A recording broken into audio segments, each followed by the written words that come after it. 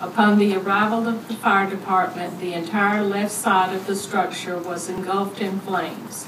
The family, panic-stricken, was in the front yard of the house, pointing and telling the firefighters which room the child was in.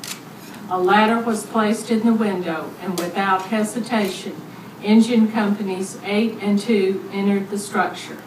Once inside the room, the firefighters encountered extreme heat and heavy smoke conditions that provided zero visibility.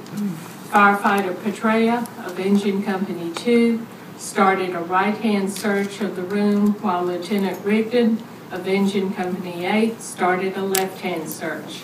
During his search, Lieutenant Rigdon found the child on the bed. After quickly determining that it was in fact a victim, Lieutenant Rigdon made his way back to the window with the child and handed him to Firefighter Krebs of Engine Company 8 and Lieutenant Jenkins of Engine Company 2.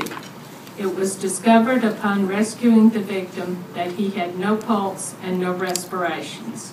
CPR was started immediately with the aid of Firefighter Guest of Engine Company 3, and the victim was resuscitated while en route to the hospital.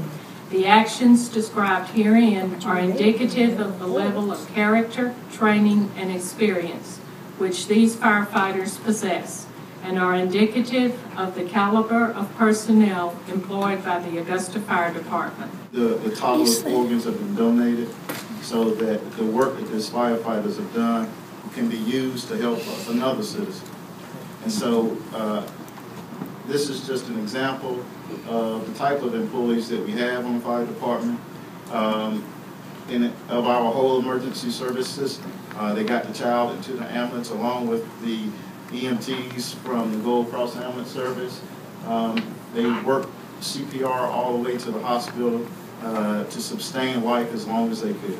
And so it did give the family an opportunity to be with the child until the child passed. But today we wanted to say before God and country, thank you to each and every one of you for the job that you've done. This goes to show, for those that may have thought something different, we've got some of the best employees, some of the best public safety folks this nation has ever seen, and you're looking at them right here. Let's give them a true round of applause. I was on the way home, and happened to be right in front of me, and they pulled off the Millage Road and turned down into Harrisburg. And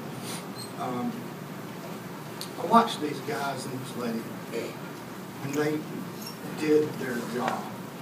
I'm telling you, I've been in this business. I'm in public safety for 28 years as a law enforcement officer. And to watch these men and women go into that house under the conditions that they did without hesitation, not one moment was lost.